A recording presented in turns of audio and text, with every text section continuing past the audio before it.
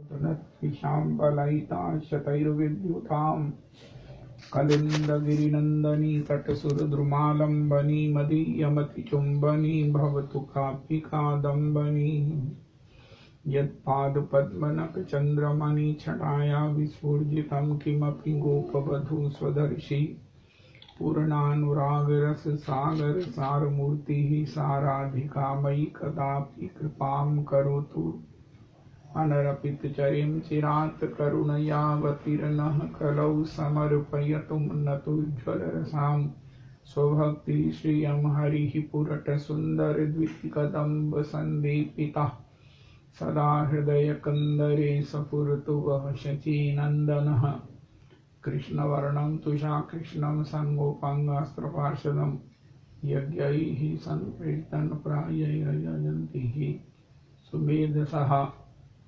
पात्रापात्रविचारणं न कुरुते न स्वं परं वीक्षते देयादेविमर्शको नहि न व कालप्रतीक्षा प्रभुः दत्ते सद्यो या श्रवणे क्षण पर्णमं ध्यानादिना दुर्लभं दत्ते भक्तिरसं सा एव भगवान् गौरः परं मे गतिः आपदामपहर्तारं दातारं सर्वसम्पदां लोकाभिरामं श्रीरामं भूयो भूयो नमाम्यहम् कृष्णाय वासुदेवाय हरये परमात्मने प्रणतक्लेशनाशाय गोविन्दाय नमो नमः कृष्णाय वासुदेवाय देवकीनन्दनाय च नन्दगोपकुमाराय गोविन्दाय नमो नमः सच्चिदानन्दरूपाय विश्वोत्पत्त्यादिहेतवे तापत्रयविनाशाय श्रीकृष्णाय वयं नमः नारायणं नमस्कृत्य नरं चैव नरोत्तमं देवीं सरस्वतीं व्यासं ततो जयमुदीरयेत् अज्ञानतिमिरान्धस्य ज्ञानाञ्जनशलाकया चक्षुरुन्मीलितं येन तस्मै श्रीगुरुवे नमः वाञ्छाकल्पतरुभ्यश्च कृपासिन्धुभ्येव च पतितानां पावनेभ्यो वैष्णवेभ्यो नमो नमः नाहं विप्रो न च नरपतिर्नापि वैश्यो न शूद्रो नाहं वर्णी न च गृहपतिर्नो घनस्थो यतिर्वा किन्तु प्रोद्यन्निखिल परमानन्दपूर्णामृतावधे गोपी भर्तुः पदकमलयोर्दास दासानुदास दास दासानुदास पदाब्जयोस्तव बिना वरदास्यमेव नान्यत् कदापि समये किल देवी याचे सख्याय ते मम नमोस्तु नमोस्तु नित्यं दास्याय ते मम रसोस्तु रसोस्तु सत्यं हरे कृष्ण कृष्ण कृष्ण हरे हरे हरे राम राम राम हरे हरे हरे कृष्ण कृष्ण कृष्ण हरे हरे हरे राम राम राम हरे हरे। श्री श्री प्रेम भक्ति चंद्रिका जो भागवत जी का बड़ा अंतरंगतम अनुवाद है, टीका है, रागानुगा भक्ति की टीका, रागानुगा भक्ति के साधकों की पथ क्या प्रशस्ति है, जिसमें उसमें अपना भागवत जी का क्रियात्मक जो हमारे लिए रागानुगा भजन करने वालों के लिए करना है, वो उसमें से हमें प्रदान किया गया है, प्रकट किया गया है। और सर्वप्रथम हम इस बात को सुने हैं कि अज्ञान एक ही है कि हम अपने स्वरूप से अन्यथा कोई इच्छा करें, कोई ऐसा संग करें, कोई ऐसी चाहत हो हमारे जीवन में, ऐसी कोई अतृप्ति हो, ये सब हमारा जो अज्ञान है, माया है, ये निवृत्त हो जाए। और इसको निवृत्त कर देगी गुरु जी की कृपा। विश्वनाथ चक्रवर्ती पाद प्रभु की वैष्णव गुरु वंदना से भी हम यही सीखते हैं। और गुरु वंदना करके हम अपना भजन, अपनी कथा, अपना सब साधन करते हैं। हे प्रभु, इतना बड़ा हम साधन कर रहे हैं, इतनी बड़ी आपकी भजन की कृपा को हम अनुभव करने जा रहे हैं, लेकिन ये कहीं अज्ञान में ना चली जाए, हमारे जीवन में कहीं अज्ञान जनित ही कोई कामना ना हो जाए इसके पुरस्कार में। पहले तो ये है कि ये भजन ही हमें हमारा आनंद हो, और फिर हमारे उस अज्ञान की निवृत्ति हो जो केवल गुरु कृपा से हो सकती है, सब साधनों से होती है। सब साधन का तात्पर्य मुख्य श्री हरिनाम संकीर्तन से होती है, तथापि श्री जो गुरु कृपा है वो इस अज्ञान को निवृत्त करने वाली, इसलिए कहा चक्षुरुन्मीलितं येन तस्मै श्री गुरुवे नमः। तो हमारे जीवन में सबसे पहले ये मूर्खता, अज्ञानता, माया निवृत्त हो जाए कि हम अपने स्वरूप से अन्यथा सोचें, जो संभव ही नहीं है, जो हमारा स्वरूप नहीं है, जो हमारा स्वभाव हो नहीं सकता, और वो आवश्यक इसलिए है कि उससे बड़ा कोई आनंद नहीं है। ऐसा नहीं है कि हमें इतना बड़ा कार्य दे दिया गया है कि जो हमारी रुचि के प्रतिकूल है। रुचि के प्रतिकूल का तात्पर्य स्वभाव से बच्चे को खेल प्रिय है, ठीक है, खेल भी प्रिय है, लेकिन पढ़ाई उसके लिए कितनी अनुकूल, कितनी जरूरी है। इसी प्रकार हमारे जीवन में आनंद हमें अपेक्षित है, शाश्वत आनंद अपेक्षित है। किसी को नहीं मिला, किसी देव को नहीं मिला, किसी देवता को नहीं मिला, तो वो कहाँ चला गया? उनका वो हमारे स्वभाव में है। महाराज जी कहते हैं आनंद हमारा स्वभाव है, और वो स्वभाव कहाँ चला गया उनका? महाराज वो हमारे स्वरूप में निहित है। हम अपने स्वरूप में आ जाएं, हम अगर अपने स्वभाव में आ जाएं, हम अपने भगवान के प्रति अपने संबंध को जान जाएं, तो भगवान की स्वभाव को पहचान जाएं, तो इसके लिए गुरुजन जो है ना वो हमारे ऊपर कृपा करने वाले हैं। तो गुरुजनों का आचरण आश्रय, गुरुजनों का अनुग्रह इसमें पूरी तरह सक्षम और समर्थवान है। तो श्री श्री प्रेम भक्ति चंद्रिका का पाठ करते हैं थोड़े समय, फिर उसकी चर्चा करते हैं। श्री नरोत्तम ठाकुर महाशय रचित श्री श्री प्रेम भक्ति चंद्रिका। अज्ञानतिमिरान्धस्य ज्ञानाञ्जनशलाकया चक्षुरुन्मीलितं येन तस्मै श्री गुरुवे नमः। जिन्होंने ज्ञान रूपी अंजन शलाका द्वारा मेरे अज्ञान तिमिरांध्र नेत्रों को उन्मीलित कर दिया है, मैं उन्हीं गुरुदेव के श्री चरणों में प्रणाम करता हूँ। सुधा कनिका व्याख्या। जो अद्वैत प्रभु द्वारा प्रकट किए गए हैं, जो नरहरि के अति प्रिय हैं, श्री स्वरूप दामोदर के प्रियतम हैं, जो नित्यानंद प्रभु के सखा श्री सनातन गोस्वामी पाद की गति हैं, श्री रूप के हृदय केतन हैं, जो लक्ष्मी देवी के प्राणपति हैं, श्री गदाधर पंडित के रसोल्लास प्रदाता हैं, और श्री जगन्नाथ मिश्र के आत्मज हैं। वे ही दिव्य गौर कांति श्री सचिनंदन सांगोपांग सपार्षद हम लोगों के प्रति सदय हों। अद्वैत प्रकटीकृतो नरहरि प्रेष्ठ स्वरूप प्रियो नित्यानंद सखः सनातन गति श्री रूप हृत केतन लक्ष्मी प्राणपति गदाधर रासोल्लासी जगन्नाथ प्रभु सांगोपांग सपार्षद सदयताम देवः शचीनंदनः। श्री नरोत्तम ठाकुर महाशय द्वारा प्रणीत इस ग्रंथ का नाम प्रेम भक्ति चंद्रिका है। श्रील निताई चांद के प्रेम की मूर्ति श्रील ठाकुर महाशय के हृदय काश में जो मधुर सुधाकर सततः समुदित था, उसी की अमृतमयी चंद्रिका इस ग्रंथ के रूप में विश्व में प्रकाशित है, और अविद्या के घने अंधकार में अवच्छन्न जीवों के चित्त में प्रेम भक्ति की आलोक रश्मियां फैलाती उन्हें धन्य कर रही है। भगवान के स्वरूप शक्ति आह्लादनी एवं संवित का सार ही भक्ति है। स्वरूप शक्ति की आह्लादनी, संवित एवं संदनी ये तीनों वृत्तियां भगवान में ही विराजित हैं। ये जीव शक्ति अथवा बहिरंगा माया शक्ति में नहीं। भगवत कृपा से स्वरूप शक्ति की आह्लादनी एवं संवित वृत्तियां जीव चित्त में प्रकट होकर साधन भजन से परिपक्व होने पर चित्त वृत्ति के साथ तदात्म्य पाकर प्रेम कहलाती हैं।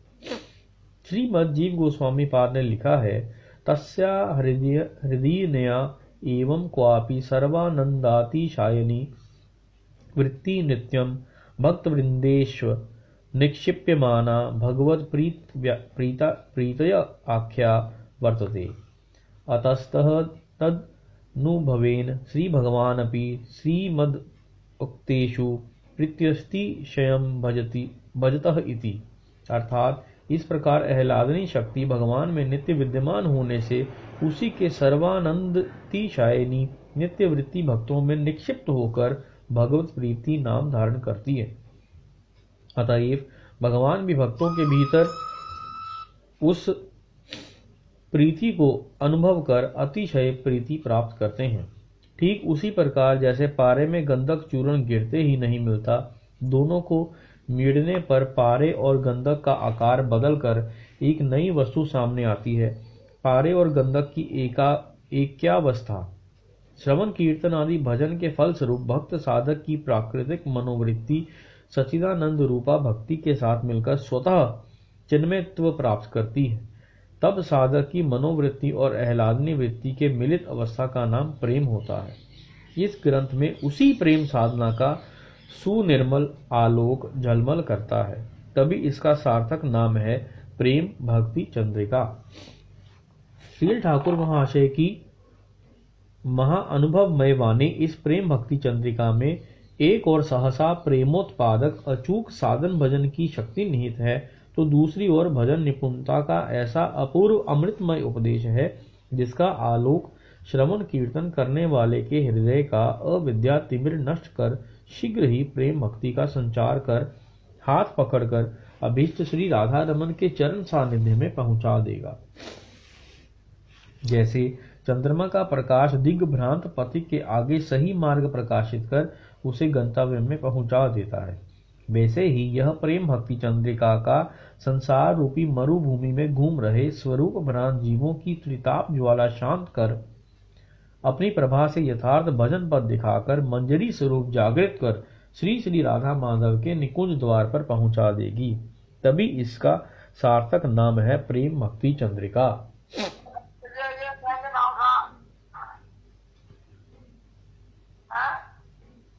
श्री ठाकुर महाशय की निरूपम अनुभूति से भरी वाणी इस प्रेम भक्ति चंद्रिका में गौड़ीय वैष्णव साधकों के भजन साधन के अति रहस्यपूर्ण और जटिल तत्व सिद्धांत अल्प और संक्षिप्त वाक्यों में सरल बंगला में प्रकाशित है। यही कारण है कि यह ग्रंथ सचमुच ही गौड़िया भजन राज्य के महामूल्यवान और सारभूत उपदेशों के रूप में प्रतिष्ठित है। हाँ, इस भजनाभूति पूर्ण वाणी का मर्म महत कृपा के सहारे और यथासंभव भजन अनुभव से ही समझने की चेष्टा करनी होगी। प्राकृतिक विद्या बुद्धि से मर्म समझना सर्वथा दुष्कर है। इस विषय में एक सत्य घटना का उल्लेख करते हैं। एक उच्च शिक्षित व्यक्ति ने बंग देश से अवकाश प्राप्त कर ब्रजवास की इच्छा से वृंदावन आकर एक महत पुरुष का चरणाश्रय लिया। उस महत पुरुष ने श्री ठाकुर महाशय की प्रेम भक्ति चंद्रिका देकर नित्य पाठ करने का उपदेश दिया। बीच बीच में उससे पूछते, प्रेम भक्ति चंद्रिका का पढ़ते हैं या नहीं, समझते हैं या नहीं। सुनकर उस शिक्षित भद्र पुरुष के मन में आता लगता, गुरुदेव भजनावेश में भूल जाते हैं कि मैं इतना बड़ा विद्वान व्यक्ति हूँ। इस सरल बंगला त्रिपदी में लिखे ग्रंथ में मेरे ना समझने लायक भला क्या हो सकता है। ऐसा सोचकर वे सज्जन मुंह से कह देते, हाँ सब समझ लेता हूं। एक दिन उन महानुभाव ने एक त्रिपदी पढ़कर उस सज्जन से व्याख्या करने को कहा। उन्होंने अपनी प्राकृतिक विद्या की सामर्थ्य के अनुसार व्याख्या कर दी। सुनकर वे महत पुरुष थोड़ा हंसकर बोले, भाई इन त्रिपदियों का मर्म ऐसा नहीं है। कहकर उन्होंने उस त्रिपदी का ऐसा अपूर्व अर्थ बताया जो उस भद्र पुरुष की कल्पना में भी ना था। उस दिन से पूरी प्रेम भक्ति चंद्रिका उन्हें अतिशय कठिन लगने लगी। उन्हें गुरुदेव से मनोयोग के साथ ग्रंथ का अर्थ सीखना पड़ा था। ये हमने अपने श्री गुरु महाराज के श्री मुख से सुना है। हम लोग ग्रंथकार परम पूज्य श्री ठाकुर महाशय एवं श्री गुरु वैष्णव के चरणों में शरणागत होकर उन सबकी कृपा को संबल बनाकर इस ग्रंथ का मर्म यथामति समझने की चेष्टा करेंगे। श्री ठाकुर महाशय ग्रंथ की निर्विघ्न परिसमाप्ति हेतु यथायथ वैष्णव रीति के अनुसार मंगलाचरण में श्री गुरु वंदना कर रहे हैं। ग्रंथेर आरंभे करी मंगलाचरण गुरु वैष्णव भगवान तिनेर समरण है विघ्न विनाशन अनायासे है निज वांछित पूरण से मंगलाचरण है त्रिविध प्रकार वस्तु निर्देश आशीर्वाद आर नमस्कार। श्री ठाकुर महाशय प्रेम की मूर्ति होकर भी अतिशय दैन्य के साथ स्वयं को साधारण मायाबद्ध संसारी मानव मानकर श्री गुरुदेव की असीम करुणा की बात याद कर श्री गुरु चरणों में अत्यंत भक्ति पूर्वक प्रणाम कर नमस्कार रूप मंगलाचरण कर रहे हैं, जिन्होंने ज्ञान रूपी अंजन शलाका से मेरे अज्ञान तिमिराम नेत्रों को उन्मीलित कर दिया है। मैं उन्हीं गुरुदेव के श्री चरणों में प्रणाम करता हूँ। यहाँ अज्ञान तिमिर का अर्थ है जीव का कैतव या कपटता, धर्म अर्थ काम मोक्ष की वांछा आदि। श्री चैतन्य चरितामृत में आया है अज्ञान तमेर नाम कहिए कैतव, धर्म अर्थ काम वांछा आदि यही सब, तार मध्य मोक्ष वांछा कैतव प्रधान, जहाँ है कृष्ण भक्ति है अंतर्ध्यान। अर्थात अज्ञान तम का अर्थ है कैतव या कपटता और कैतव का अर्थ है धर्म अर्थ काम मोक्ष की वासना, किंतु अज्ञान तम का प्रति शब्द कैतव या कपटता नहीं। केतव शब्द का प्रति शब्द भी धर्म अर्थ काम और मोक्ष वांछा नहीं। फिर किस उद्देश्य से चैतन्य चरितामृत में इन असंलग्न शब्दों की योजना की गई है? श्री विश्वनाथ चक्रवर्ती पाद ने समाधान किया है। श्री चैतन्य चरितामृत के इस प्यार की टीका में नित्य कृष्ण दासस्य जीवस्य तदासत्वम बिना निज सुखार्थम अन्य सर्व कैतव मीति भावः, अर्थात जीव स्वरूपता श्री कृष्ण का नित्य कृष्ण दास है, नित्य दास है। नित्य दास का कर्तव्य है प्रभु का दासत्व या उनकी सेवा। नित्य दास जीव जिस क्षण श्री कृष्ण की सेवा भूला है उसी क्षण अज्ञान अंधकार में गिरा है। अपने स्वरूप को भूलकर मायिक देह आदि में मगन होकर नाना प्रकार के आत्म सुखों को खोज रहा है। इन विविध आत्म सुख को वैज्ञानिक रूप से विभक्त करें तो पता चलेगा कि यह धर्म अर्थ काम और मोक्ष की वांछा के अतिरिक्त और कुछ नहीं। यहाँ धर्म का अर्थ है याग यज्ञ दान दया आदि स्वर्ग साधक साधारण धर्म, जो सकाम कर्मियों द्वारा आचरित है। इस धर्म से अर्जित पुण्य द्वारा जो स्वर्ग आदि सुख प्राप्त होता है वह नश्वर है। तद यथेहम कर्मार्जितो लोकः क्षीयते एवे मात्र पुण्य जितो लोकः क्षीयते क्षीणम पुण्य मर्त्य लोकम विशंति इत्यादि श्रुति वाक्यों से यह पता चलता है। इसलिए स्वरूप भ्रांत जीव स्वर्ग आदि सुख भोगकर याग यज्ञ आदि से अर्जित पुण्य के भय के क्षय हो जाने पर पुनः जन्म मरण आदि घोर संसार क्लेश प्राप्त करते हैं। दरअसल अविद्या माया द्वारा स्वरूप भ्रांत जीव को स्वर्ग आदि सुख भोग कराना भी श्री कृष्ण बहिर्मुखता दोष के लिए दंड देने का एक अभिनव कौशल विशेष है। श्री कृष्ण श्रील कविराज गोस्वामी पाद ने लिखा है, कृष्ण भूली सही जीव अनादि बहिर्मुख अतएव माया तारे दिए संसार दुख कबू स्वर्गे उठाए कबू नर के डुबाए दंडे जने राजा जिनो नदी ते चुबाए। पूर्व काल में राजा दंडित व्यक्तियों को दंड दान की ऐसी रीति थी कि राजा के लोग राज दंडित व्यक्ति को एक लंबे बांस के सिरे से बांधकर नदी या गहरी पुष्करणी के जल में डुबोए रखते थे। वह जब डूबे डूबे प्राणांतक अवस्था में जा पहुंचता तब ऊपर उठाते। ऊपर उठकर वह आह बच गया कहकर सुख अनुभव करता। ये सुख भी पुनः दुख का कारण होता, कारण उसे इस प्रकार बार बार डुबाया जाता। इसी प्रकार श्री कृष्ण विस्मृत अनादि बहिर्मुख जीव को अविद्या माया कभी स्वर्ग में उठाकर पुनः नरक में डुबाकर दंड देती रहती है। इसलिए स्वर्ग साधक याग यज्ञ आदि धर्म को घोर अज्ञानतम ही मानना होगा। अर्थ का तात्पर्य है चक्षु, कर्ण, जिह्वा, नासिका, त्वक आदि इंद्रियों के उपभोग्य रूप, शब्द, रस, गंध, स्पर्श आदि जड़ीय विशेषमों अर्थात अथवा अतुल राज वैभव, अर्थ संपद आदि। काम का अर्थ है कामना, पाप पुण्य आदि का विचार किए बिना रूप रस आदि विषयों से अपने इंद्रियों के तर्पण की इच्छा। स्वरूप भ्रांत कृष्ण नित्य दास जीव माइक देह में मैं बुद्धि और उक्त भोग्य विषयों में मेरा बुद्धि रखता है। फलस्वरूप वह जड़ीय संस्कारों से में बद्धचित होकर जन्म जन्मांतर में उन्हीं में एकांत भाव से आविष्ट रहता है। यही कारण है कि विषय भोग के फलस्वरूप पुनः पुनः जन्म मरण आदि के कराल कवल में पड़कर असहनीय नरक आदि यंत्रणा भोगा करता है। भगवत इच्छा से दैवात ज्ञान बुद्धि वाली मानव देह मिल जाती है, तब भी उक्त वासनाओं के मल से चित्त भरे रहने से जीव अपना हित अहित नहीं समझता और सर्वदा देह आदि विषय भोग में ही अभिनिविष्ट रहता है। इसलिए यह धर्म और काम जीव का प्रबल अज्ञानतम या कैतव है। धर्म अर्थ काम तो है ही, जिससे अविद्या बंधन नष्ट होकर ब्रह्म सायुज्य प्राप्त होता है। वह मोक्ष या मुक्ति भी जीव स्वरूप का प्रधान कैतव या सर्वाधिक अज्ञानतम है। कारण ये है कि धर्म अर्थ काम इस त्रिवर्ग की वासनाओं से पंकिल हुए चित्त में नाना योनियों में घूमते हुए जीव में कभी महत संग में अथवा महत कृपा में कृष्ण दासत्व जगने की या भक्ति प्राप्त करने की संभावना रह जाती है। श्री चैतन्य चरितामृत में आया है, नित्य बद्ध कृष्ण हिते नित्य बहे मुख, नित्य संसारी मुंजे नरकादि दुख। सही दोषे माया पिशाची दंडकारी तारे, अध्यात्मिक आदि तापत्रय जारी तारे मारे। काम क्रोधेर दास हैया तार लाथी खाए, भ्रमिते भ्रमिते यदि साधु वैद्य पाए। तार उपदेश मंत्र पिशाची पालाए, कृष्ण भक्ति पाए तबे कृष्ण निकट जाए।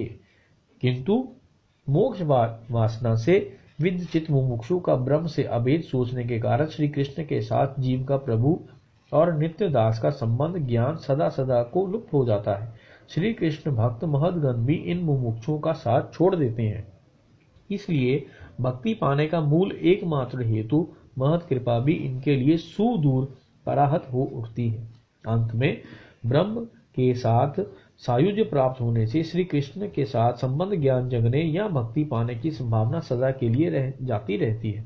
इसलिए मोक्ष वासना को प्रधान कैतव या सर्वाधिक अज्ञानतम कहा गया है। मुक्तिवादी श्री सार्वभौम भट्टाचार्य ने श्री मन महाप्रभु की कृपा से भजन रस का आस्वादन प्राप्त कर कहा था, कृष्णेर विग्रह जय सत्य नाही माने, जय निंदा युदाधिक करे तार सने। सही दुयेर दंड है ब्रह्म सायुज्य भक्ति, तार मुक्ति फल नहे जयी करे भक्ति। मुक्ति शब्द कहीते मने है घृणा त्रास, भक्ति शब्द कहीते मने है तो उल्लास। श्री श्री नरोत्तम प्रभु के इस प्रार्थना में, इस प्रेम भक्ति चंद्रिका में बड़ी सार बातें कही गई हैं कि जो हमारा ज्ञान है निवृत्त हो। अगर हमें ये सब धर्म के फल ही चाहिए तो भक्ति में ही इसकी प्राप्ति होगी। जैसे कहते हैं ना, भक्ति से जो प्राप्त होगा वो हमारा बाधक नहीं होगा। जैसे भगवान ने श्री सुदामा जी को ऐश्वर्य दिया और जब सुदामा जी संकुचित हो गए तो भगवान ने कहा ये दैवी संपत्ति है, इससे तुम्हारा भजन बढ़ेगा, भजन में बाधा नहीं होगी। तो इस प्रकार जो भक्ति में अलग हम कोई अगर कर्म करें या उसकी वांछा करते हुए अज्ञानता से मूढ़ता से, तो हमारा जो है ना वो भगवत सेवा रूपी स्वरूप धर्म बहुत आगे बहुत लुप्त हो जाता है। ये सब। और एक बात बहुत विशेष है, अभी हमने सुना श्री श्री नरोत्तम प्रभु कह रहे हैं कि भगवान में 3 शक्तियां रहती हैं, और 3 शक्तियां हैं संदनी, संविद और आह्लादनी। ये तीनों शक्तियों के द्वारा ही उस प्रेम का हृदय में आवेश होता है, भगवत प्रेम भगवत सेवा का भाव होता है। संदनी शक्ति है श्रीधाम वृंदावन धाम, संवित शक्ति है संत जन गुरुजन शास्त्र सत्संग। अब कोई सत्संग के बिना किस प्रकार अपने प्रेम की इस पाठशालाओं को, प्रेम के पाठ को स्थायी अपने जीवन में धारण कर सकेगा, उस पर चढ़ सकेगा और दृढ़ रह सकेगा। इसलिए संविद जो शक्ति है, महाराज जी ऐसी अद्भुततम बात कहते हैं, रविदास जी आपने कभी सुनी नहीं होगी। पहले मन के निग्रह में ही व्यस्त रहते थे। अरे मन लग जाए, मन लग जाए, मन की चंचलता निवृत्त हो जाए, बुद्धि का भ्रम खत्म हो जाए। कितने कितने कठिन उपाय हम सुनते रहे हैं, पंचाग्निता अपना महाराज और सब प्रकार से बड़े बड़े हठ योग, आसन, यम, नियम, प्राणायाम, ध्यान, धारणा, समाधि इत्यादि। लेकिन महाराज श्री अद्भुत बात कहते हैं, जैसे कहते हैं ना आजकल नई टेक्नोलॉजी आ गई है। गोपांगनाओं ने भी ऐसी एक नई टेक्नोलॉजी डेवलप कर दी है। वो टेक्नोलॉजी क्या है? भगवान के विषय में कहा गया ये महाराज इंद्रियातीत हैं, गुणातीत तो है ही हैं, मन बुद्धि से अगोचर है। ये ब्रह्म जो अनादि बिरज अज, अकल अनीह अभेद, सो की देह धरी होई नर, जाहि न जाने वेद। श्री रघुनाथ जी को विरहा में विकल देखकर श्री भगवान गौरीनाथ ने मानस जी में जय सच्चिदानंद जग पावन, अस कही चले मनोज न सावन। सती जो दशा शंभु कह देखी, उर उपजा संदेह विशेखी। ब्रह्म जो व्यापक बिरज आज, अरे जो व्यापक है, बिरज है, आरज है, अज है, अकल अनीह अभेद, सो की देह धरी होई नर। इसमें ये एक शब्द भी जुड़ा हुआ है कि क्या वो इंद्रियों के द्वारा ये गोचर है, क्या वो दर्शन को प्राप्त हो सकता है, क्या वो अनुभव को प्राप्त हो सकता है? नहीं नहीं नहीं हो सकता है। अब ये पार सती जी ठीक कह रही हैं, लेकिन गोपांगनाओं ने जो नई टेक्नोलॉजी इजाद की है वो ये है कि ये ब्रह्म इंद्रियातीत है, नेत्रों की अगोचर है, ये सब कुछ ठीक है। लेकिन गोपियों ने कहा अगर इसमें कृष्ण भजन इन इंद्रियों से किया जाए तो इनमें ऐसा अलौकिक वो प्रेम, भगवान की ही स्वरूप शक्ति, निज शक्ति, भगवान का ही जो अंतर की जो भगवान की कृपा शक्ति है वो प्राप्त हो जाएगी। और यही इंद्रियां जो चंचलता में, जो विक्षेप में, जो विभ्रम में सब प्रकार से अपने स्वभावानंद भगवान से दूर जा रही हैं, ये भगवान को भी अपने वश में कर लेंगी। रविदास जी आज की सत्संग का एक अति विशिष्ट भाव है कि ये इंद्रियातीत है, ये भी ठीक है, लेकिन गोपियों ने कहा अगर तुम गुरु आश्रय में, भागवत जी के आश्रय में विशुद्ध भक्ति करोगे, विशुद्ध शुद्ध भक्तों का संग करेंगे। प्रभुपाद जी तो श्री इस्कॉन में शुद्ध भक्ति का शब्द अक्सर प्रयोग होता है, बहुत ज्यादा प्रयोग होता है। शुद्ध भक्त का तात्पर्य है जो भक्ति के लिए भक्ति करता है, भगवान की सेवा के लिए जो भजन करता है, उसी की ये चंचल इंद्रियां, उसी की ये गिराने वाली इंद्रियां, उसी की सब प्रकार से भ्रमित करने वाली इंद्रियां ऐसी अनुकूल हो जाएंगी, ऐसी दिव्य हो जाएंगी। भगवान तो दिव्य है ही हैं, लेकिन हमारी ये निमन गामी इंद्रियां भी ऐसी दिव्य हो जाएंगी कि भगवान उसकी लिमिट में आ जाएंगे। रविदास जी ऐसी थोड़ी कह दिया श्री गोपांगनाओं ने। अक्षन्वताम फलमिदम न परम विदामः, सख्य पशूननुविवेश यतुर्वयस्यि, वक्त्रं ब्रजेषु सुतेरनुवेणुजुष्टं यैरवानि पीतमनुरक्त कटाक्ष मोक्षम। अरेंद्रिय वालो, लक्ष्मण गिलाधी जी कहते हैं केवल नेत्रेंद्रिय वालो नहीं, कर्णेंद्रिय वालो, त्वगेंद्रिय वालो। अरे जिह्वा इंद्रिय है, ये इसका फल क्या है?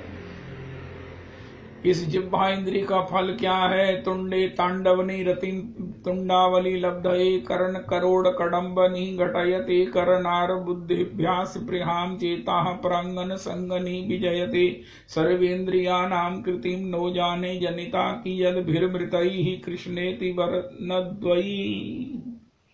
इसी जिह्वा से अगर कृष्ण कृष्ण कहेंगे निरपराध, तो इसमें कृष्ण नाम का वो रस आविर्भूत हो जाएगा जो हमें ही रस बना देगा।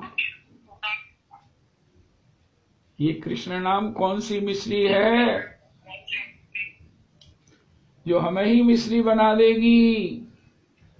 हमें दोबारा मिश्री सेवन करने की जरूरत नहीं पड़ेगी। ये कृष्ण नाम की मिश्री हमें ही मिश्री बना देगी, कृष्ण नहीं बना देगी, कृष्ण का दास बना देगी। हमें ब्रह्म नहीं बनना है, बचना है, मिश्री नहीं बनना। ऐसी मिश्री बनना है, ऐसा ना हो कि मिश्री बनते बनते हम फटकरी बन जाएं। महाराज श्री कहते हैं फिटकरी में और मिश्री में कितना फर्क है। बड़े से बड़ा भी नहीं पहचान सकता, लेकिन एक चेंटी पहचानती है। इसी प्रकार जो कृपावान शरणागत है, जो सत्संग करने वाला शरणागत है, वो जानता है कि मुझे ब्रह्म नहीं बनना, मुझे ब्रह्म का दास बनना है। ब्रह्म बनना कोई उपलब्धि नहीं है, वो तो सबसे बड़ी अज्ञानता है कि हम जो है वो भजन करते करते ब्रह्म बनने की कामना करने लगे। हम सुनी आए हैं नारद जी का, श्री नंद बाबा का प्रसंग, श्री वसुदेव जी का प्रसंग। हमने ब्रह्म नहीं बनना, यहाँ तक कि भगवान के माता पिता, भगवान के गुरु जी का भी हम नहीं बनना है। हमें तो केवल ब्रह्म का, श्री नंद नंदन का दास बनना है। इसलिए बड़े किसी गुरु आश्रय में, बड़े जैसे कहते हैं योग भी करो तो किसी योग गुरु के आश्रय में करो, वरना उल्टा कोई ना कोई हाथ पैर टेढ़े हो जाएंगे।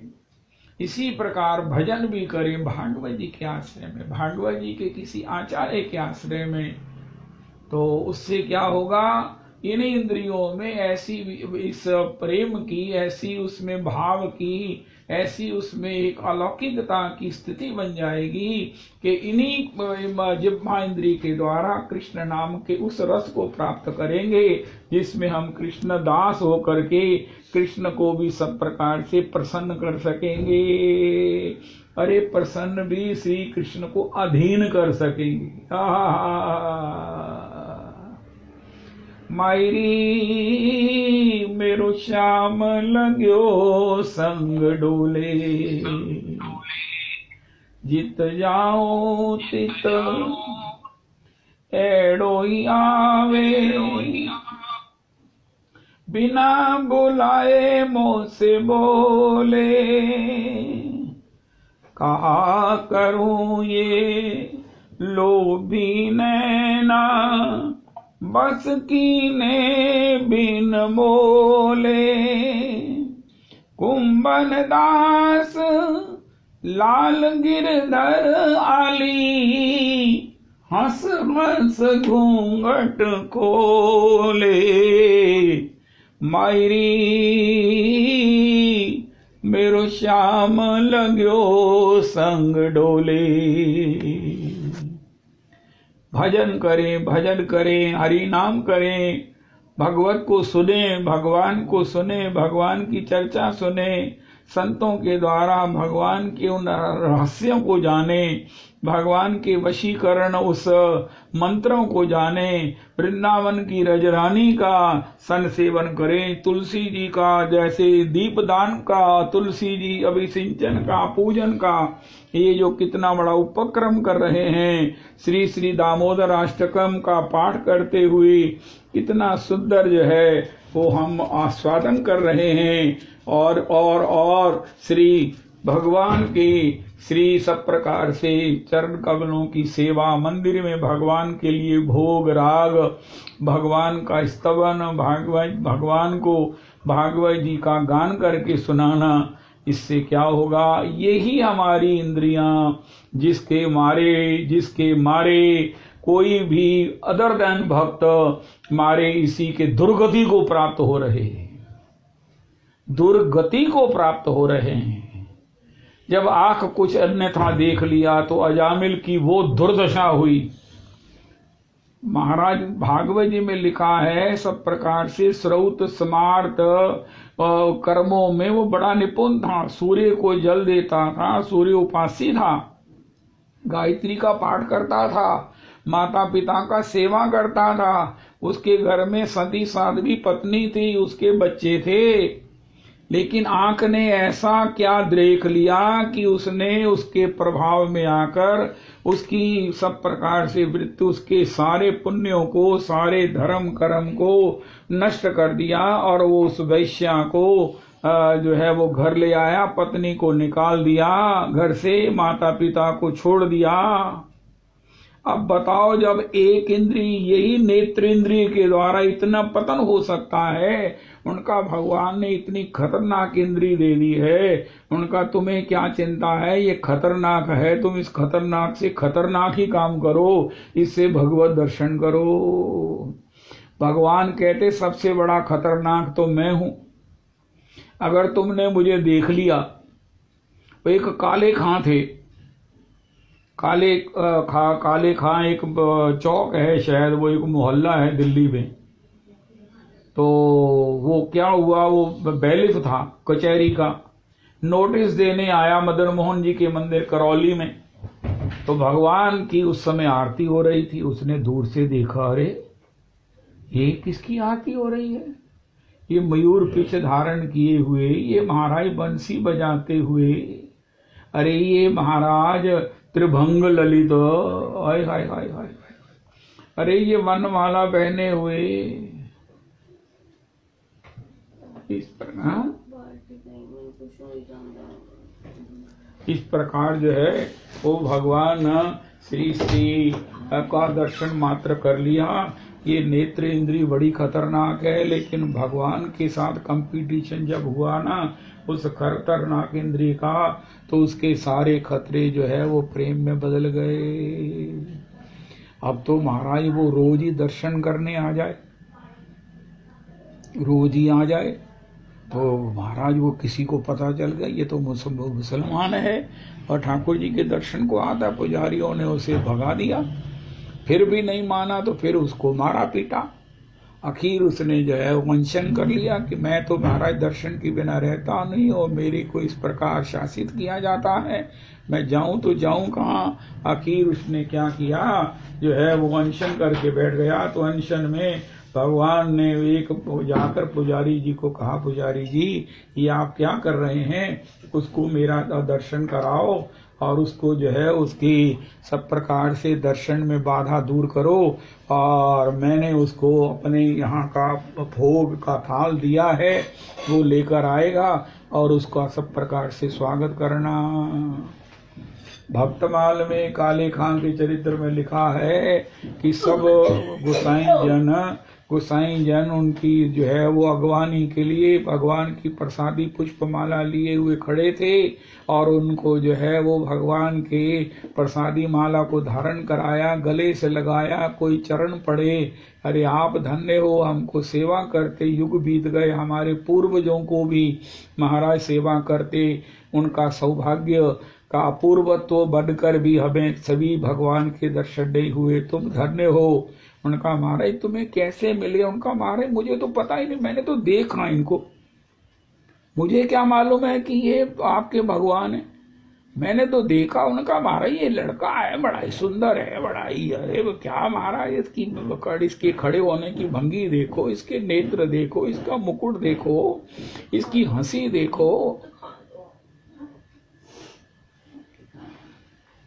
महाराज देखो देखो करते करते महाराज बस मैं तो बिन मोल बिक गई मैं, जब से छवि निहारी, फूलों में सज रहे वृंदावन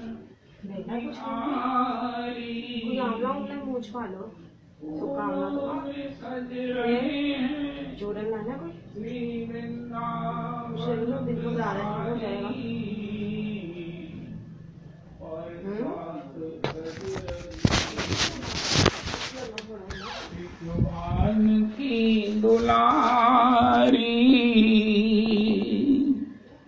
रविदास जी, यही नेत्रेंद्रिय है जिसने अजामिल को भ्रष्ट कर दिया, नष्ट कर दिया। और यही नेत्रेंद्रिय है जिसने काले खां को इतना बड़ा भक्त बना दिया, इतना बड़ा भक्त बना दिया। उसके बाद महाराज क्या भाव दशा हुई काले खां की। यही मुख का कोई ना कोई वचन है जिससे इतना बड़ा महाभारत हो गया। द्रौपदी जी ने नहीं कहा अंधे का पुत्र अंधा, लेकिन द्रौपदी जी के पीछे उसकी दासी ने कहा, तो दुर्योधन ने समझ लिया कि द्रौपदी जी ने कहा है। लेकिन ये वाक इंद्री का वाक इतना भयंकर पीड़ा किया, इतना भयंकर घाव कर दिया, इतना गहरा घाव कर दिया कि दुर्योधन ने कहा तो महाराज मैं बिना युद्ध के। कितना बड़ा महाभारत हुआ। हमारे महाराज श्री कहते हैं चारों ओर विधवा स्त्रियां, विधवा स्त्रियां ही दिखती थी राज्य में।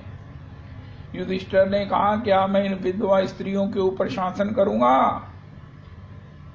लेकिन यही वाक इंद्रिय जब कृष्ण कृष्ण कहती है तो महाप्रभु जी ने कहा गुरु जी ये मुझे आपने कौन सा मंत्र दे दिया, मैं कृष्ण कृष्ण कहकर कहाँ फंस गया महाराज। अब तो मेरे जो है वो नेत्रों के सामने ये एक छवि, ये नंद कुमार, ये यशोदा का लाल, ये महाराज मेरे नेत्रों के सामने प्रकट हो जाता है, मुझे अपनी ओर बुलाता है। जब मैं दौड़ के जाता हूँ तब अंतर्हित हो जाता है। वो कितना प्यारा है, वो कितना सुंदर है, वो कितना आकर्षक है, मैं आपको क्या बताऊं। बस उसी के प्रेम में मेरा चित्त जो है वो अहर्निश उसके स्मरण में, ध्यान में, गान में लगा रहता है। मुझे अपने देह की भी सुधि नहीं रहती है। इस प्रकार श्रीमन महाप्रभु जी ने विष्णु प्रिया को और श्री माता शची को अपनी हृदयगत अवस्था का गान किया। यही वाकेंद्रिय है जिससे कृष्ण कृष्ण कहने पर महाप्रभु जी कहते हैं मेरी वो दशा हो गई है मैं आपको बता नहीं सकता। श्रीवास जी ने कहा माता तेरे लाल की जो दशा हुई है शिव ब्रह्मा आदि को भी वो स्थिति प्राप्त नहीं है। सभी कल्पना करते हैं, इच्छा करते हैं, प्रार्थना करते हैं कि उन्हें भी इस प्रकार के भगवान के प्रति भाव की एक कणिका प्राप्त हो जाए जो तेरे लाल को सिंधु सिंधु प्राप्त हो गई। यही कर्णेंद्रिय है जिसको महाराज सुनकर किसी को भागवत जी में लिखा है स्त्री संग में कोई बुराई नहीं है, लेकिन स्त्रीण जनों को के द्वारा के साथ के मध्य स्त्रियों की चर्चा सुनने वाले को जितना उसके हृदय को दूषित होता है, जितना वो मन विकृत होता है, जितना वो सब प्रकार से पतित होता है, और तो उसका कोई पतन का इतना बड़ा दुर्भाग्य नहीं है। लेकिन इन्हीं कानों से अगर कृष्ण कथा सुनेंगे, श्री कृष्ण कथा सुनेंगे तो श्रीमन महर्षि कहते हैं, श्री भगवान की कथा कहती है मैं भी श्री कृष्ण की नहीं, अगर तुम्हें विषय की शक्ति से उठाकर कृष्ण की भक्ति में नहीं लगा दिया। सब कहां से आ गए? किसी से पूछा भैया तुम तो, अरे तुम सत्संग में कैसे, तुम्हारे हाथ में माला झोली कैसे, तुम्हारे मस्तक पर तिलक कैसे, अरे इतने सुंदर हो, तिलक से कितने सुंदरतम लग रहे हो, माला झोली से तुम्हारा ही मेरा मन मुग्ध हो रहा है तुम्हें देखकर, ये सब तुम्हें कहां से प्राप्त हुआ? उनका महाराज श्रवण सुयश सुनी आयो। महाराज मैं ना एक बार अपने माता पिता को बरसाती कार में छोड़ने चला गया पुरुषोत्तम मंदिर, तो वहां उन्होंने कहा बेटा ये छतरी से हमें अंदर तक, मैंने कहा छोड़ आता हूं। वहां मेरे कान में कुछ पड़ गई, कृष्ण कृष्ण हो रहा था। अरे ऐसो सुंदर रूप मैं सब जग हेरो, वाकी जो लिखे तस्वीर सो कौन चितेरो। नारायण जो नाही मिले गो लुटेरो, मैं नंद द्वार पे जाए करूंगी ढेरो। चलो री सखी वहाँ चालिए जहाँ बसे ब्रजराज, गोरस बेचत हरि मिले एक पंथ दो काज। कबस महाराज फिर क्या हुआ, मैं तो रोज कथा में आने लग गया। अब माता पिता चाहे ना भी आए, लेकिन मैं तो श्री कथा में रहता हूँ, रहती हूँ। जय हो जय हो। तो इस प्रकार प्रभु जी ये ही इंद्रियां हैं कि अगर अगर भगवत चरणों में लगा लिया तो ये हमें कहाँ तक किस ऊंचाइयों तक ले जाएंगी, किस भगवान की सबसे बड़े ऊंचे, सबसे महान, सबसे महियान भगवान को भी हमारे अधीन कर देंगी। प्रेम से भगवान कितने छोटे हो जाएंगे, लेकिन अगर इनको किसी प्रकार से संग ठीक नहीं मिला, सत्संग नहीं मिला, पुरुषोत्तम मंदिर नहीं गए, तो इन्हीं के द्वारा पतन ऐसा होगा कि अपने आप में भी शर्म आने लग जाएगी। रविदास जी जिनका चिंतन ठीक नहीं है, जिनकी दृष्टि ठीक नहीं है, जिनका सोच ठीक नहीं है, जिनकी वाणी में निंदा है, जिनकी वाणी में, जिनके हृदय में अभिमान है, मुझे नहीं लगता कि वो अपने आप में शर्मिंदा नहीं होंगे, वो अपने आप को धिक्कारते नहीं होंगे।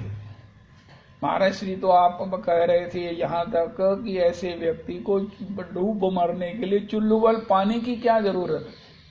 उसकी वृत्तियां ही, उसकी निम्नता ही, उसकी निकृष्टता ही, उसकी सोच की, दृष्टि की और उसकी वाणी की जो हेयता है, यही इसके महाराज वहां डूबे हुए।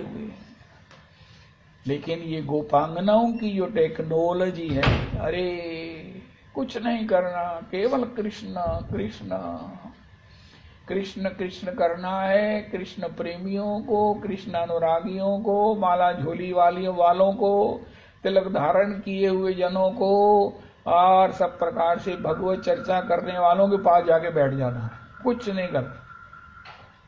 जहाँ भगवत चर्चा होती वहां बैठ जाना है। उनका लॉकडाउन है, फलाना है, उनका महाराज आजकल टीवी में, मोबाइल में, सब जगह सत्संग हो रहा है, कुछ नहीं करना। श्रवण मंगलम, उनका तुम कुछ मत करो, ये तुम्हारी कर्ण इंद्रिय हमेशा जागृत रहती है। सोए हुए व्यक्ति को जगाने के लिए हम बोलते हैं, अरे प्रभु जी, मेरे भगवान, मेरे स्वामी, मेरे लाल जी, आप जगो, क्योंकि ये कर्ण इंद्रिय हर समय जागृत रहती है।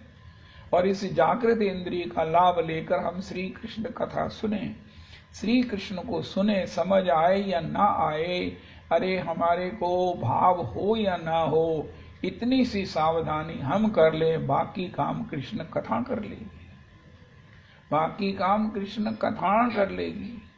बसंती भाई की धर्मशाला में वृंदावन सत्संग होता था, हर साल हकीम जी महाराज उत्सव करते, बड़ा विशाल, सभी महात्माओं के सत्संग होते। बाद में एक विराट शोभा यात्रा निकलती, उसमें एक महात्मा कह रहे थे कि यहाँ के श्रोता को, बसंती भाई की धर्मशाला को यमराज ने पकड़ लिया।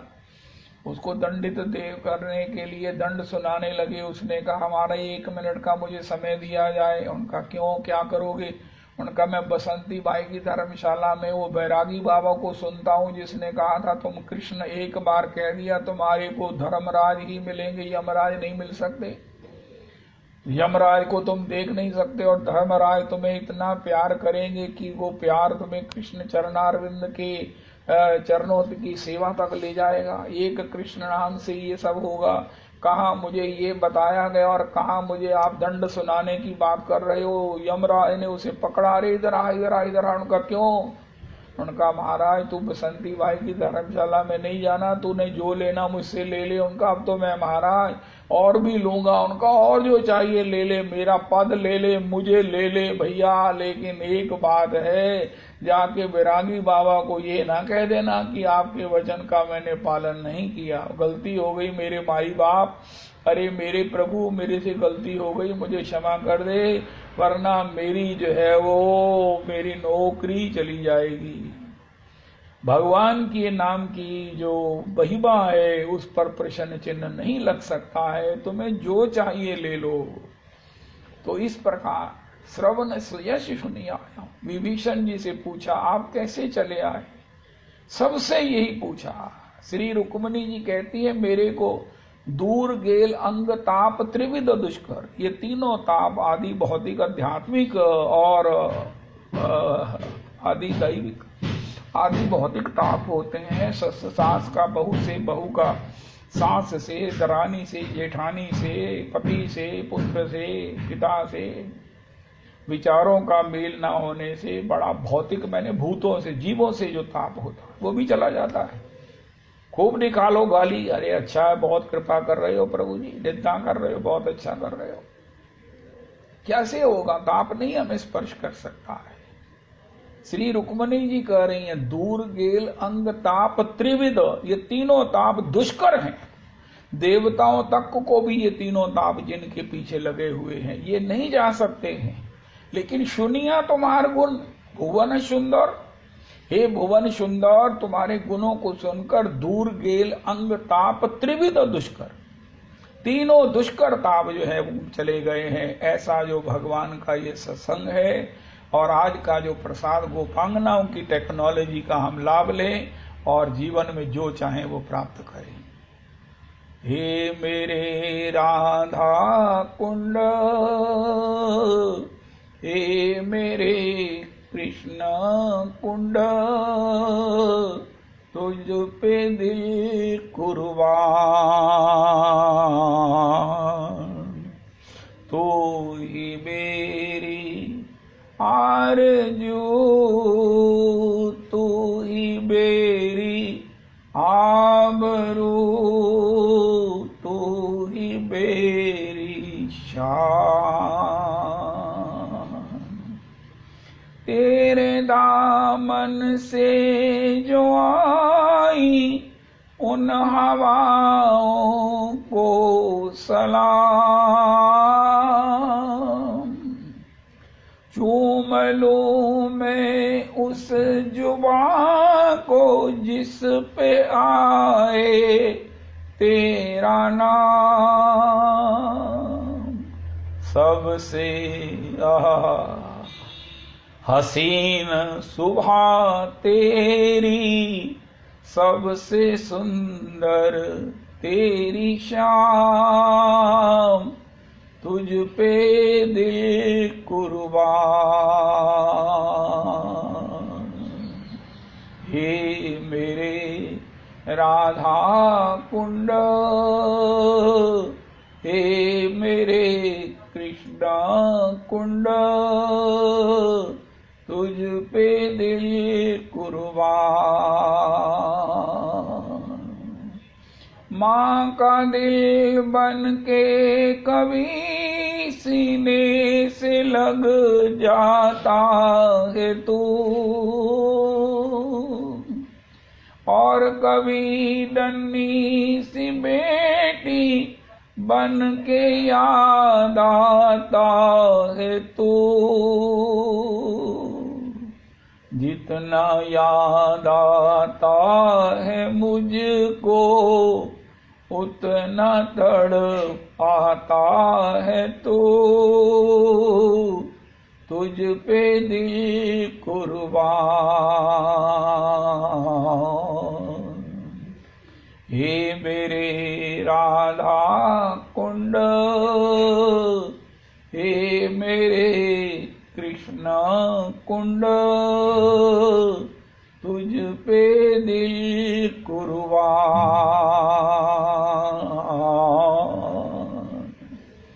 राधे जय जय माधव दयिते, गोकुल तरुणी मंडल महिते,